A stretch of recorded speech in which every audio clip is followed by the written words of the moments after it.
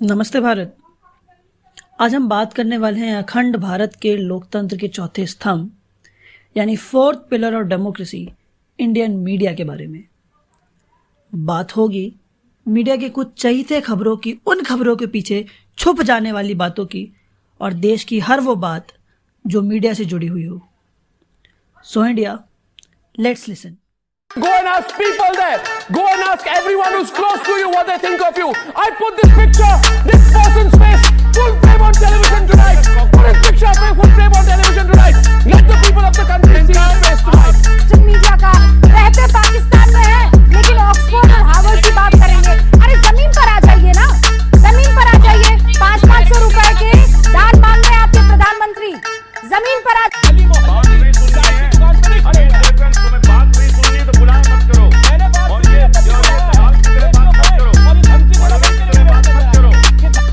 नमस्कार दोस्तों, मैं हूं हार्दिक और ये है political wire.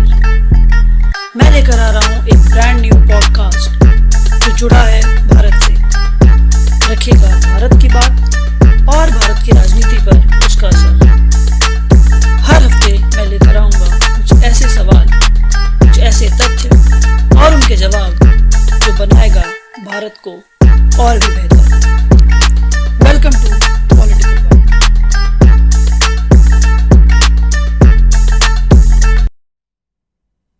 Jim Morrison, American singer और सॉन्ग राइटर, कहते हैं कि whoever controls the media controls the mind. तो क्या हम ये क्या सोच लें कि हमारी सोच पर भी न्यूज चैनल्स कभी कभार हावी हो जाते हैं? भारत में कुल 1600 से भी ज्यादा सैटेलाइट चैनल्स हैं, जिसमें 400 से भी ज्यादा न्यूज चैनल्स हैं। 17,000 से ज्यादा अखबार हैं हमारे देश में। तो शायद ये पूछना गलत नहीं होगा कि अलग अलग कवरेजेस, अलग अलग आइडियोलॉजीज, हर तरफ से आती आवाज एक दूसरे को गलत साबित करने में लगी हुई, कहीं इस शोर में असल खबरें पीछे तो नहीं रह जाती। आप में से कितने लोग जानते हैं कि न्यू एजुकेशन पॉलिसी 2020 के बारे में? कितने लोग ये जानते हैं कि भारत अपनी जीडीपी का 6% हिस्सा इस सेक्टर में इन्वेस्ट करने वाला है? कितने लोग समझते हैं इसकी फिजिबिलिटी को? मुझे हैरानी नहीं होगी अगर आप ऊपर वाले फैक्ट जानते या समझते ना हो, लेकिन हाँ, ये मेरा दावा है कि आप जानते होंगे कि भारत को राफेल फाइटर जेट्स मिले हैं। कितने मिले हैं, कहां से खरीदे गए हैं, उनकी अलग अलग खूबियां क्या है, और Sushant Singh Rajput murder suicide mystery से तो आप टॉप टू टॉप वाकिफ होंगे।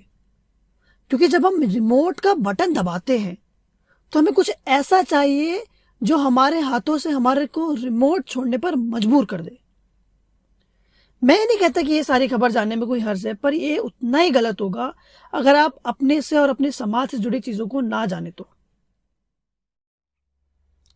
5 अगस्त 2019 को एक बहुत बड़ी खबर है जिसमें बताया गया कि आर्टिकल 370 को रद्द करते हुए जम्मू कश्मीर से ऑटोनॉमस रीजन का दर्जा हटा लिया गया।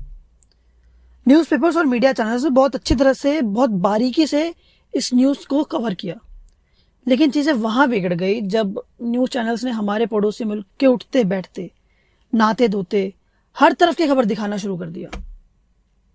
पैसे खाए आपने, हमारे लिए कोई रिश्तेदारी नहीं किसी के साथ, हमारे लिए सब बराबर है।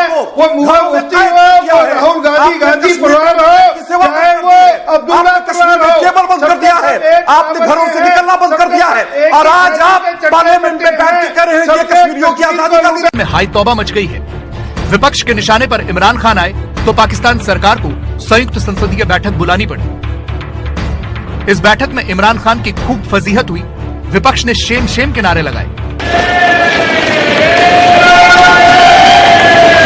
पाकिस्तान बौखलाया, घबराया और डरा हुआ है।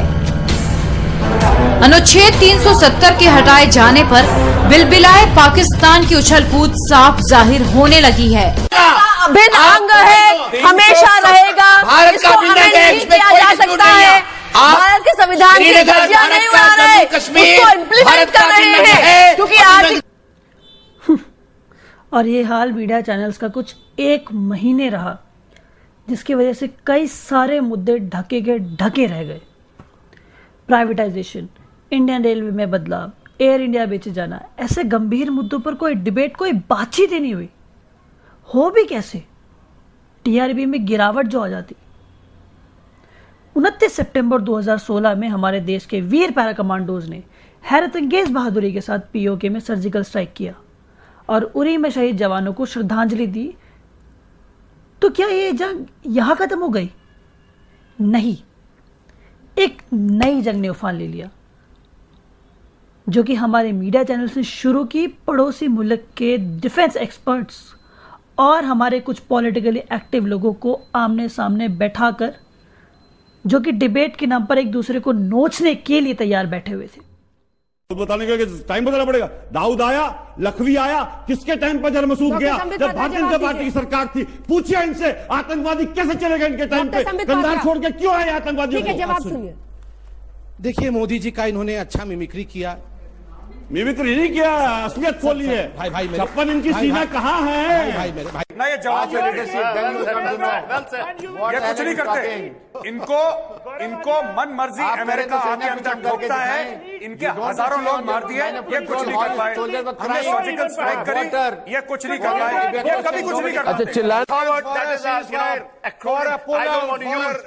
You are the dogs. That is a tail under 2 feet. आप इधर आओ। You are a bigger dog if you say that. अगर चीजें यहां रुक जाती तो शायद उतनी परेशानी नहीं थी, लेकिन 16 दिन बाद वाराणसी में होने वाले स्टैम्पेड, जिसमें 24 लोग मारे गए, उसको तक सही कवरेज और ध्यान नहीं मिला। आप खुद देख लीजिए। मैं दावे के साथ कहता हूं कि सर्जिकल स्ट्राइक आपको जरूर याद होगा, पर स्टैम्पेड कुछ यही चीज हुई बालाकोट एयर स्ट्राइक के बाद। नेता टीवी पर आकर प्रूफ मांगने लगे, क्योंकि मीडिया में एक ही खबर 24 घंटे आने की वजह से इस मौके का एक स्पॉटलाइट की तरह इस्तेमाल होने लगा। पूरी दुनिया में एक भारत इकलौता ऐसा देश है जो इंडिपेंडेंस हासिल करने के बाद भी कामयाब रहा अलग अलग धर्म के लोगों को एक साथ रखने में, बिना किसी और को नीचा दिखाए। और ऐसा इसलिए है क्योंकि हम भारतीयों में ये सेंटिमेंट नाम की चीज बहुत है, जो कि एक बहुत गर्व की बात है। लेकिन हमें इस बात का भी ध्यान रखना है कि हमारे इन सेंटिमेंट्स के साथ कोई खिलवाड़ ना कर रहा हो। आजकल के मीडिया हाउसेस का सिर्फ एक ही मकसद है, टीआरपी कमाना। जितनी ज्यादा टीआरपी उतने ज्यादा इन्वेस्टर्स, और इस टीआरपी के खेल में हमारे सेंटिमेंट्स, हमारी भावनाओं का हमारे खिलाफ गलत इस्तेमाल किया जाता है। तो आखिर इससे नुकसान किस तरह है?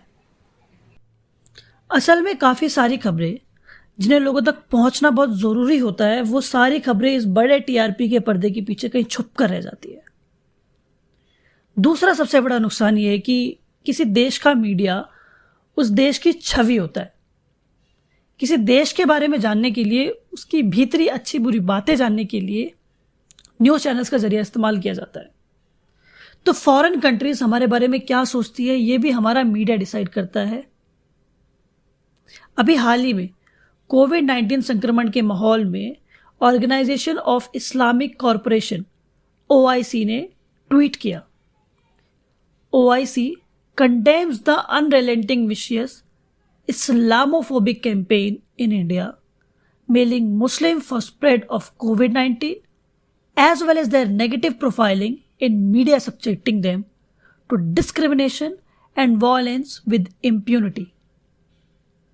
सोचने वाली बात यह है कि फॉरेन ऑर्गेनाइजेशन भारत, जिसके एकता की मिसाल दी जाती है, ऐसे देश के बारे में कुछ ऐसा ट्वीट क्यों करेगा? आपको नहीं लगता कि हमारे देश की छवि खतरे में पड़ गई हमारी मीडिया चैनल्स की डिग्रेडिंग कंटेंट रेट की वजह से? इस ट्वीट का रिप्लाई देते हुए हमारे respected prime minister Shri Narendra Modi ji ने वापस ट्वीट किया, कोविड-19 does not see race, religion, color, caste, creed, language or border before striking our response and conduct thereafter should attach primarily to unity and brotherhood. यहां तक कि नेपाल ने भारत के सारे न्यूज चैनल्स सिर्फ डीडी नेशनल को छोड़कर बैन कर दिए। 2014 से लगातार ग्लोबल फ्रीडम ऑफ इंडेक्स में भारत की रैंकिंग गिरती जा रही है और इस साल यह आंकड़ा 142 को छू चुका है। तो इसका हल क्या है?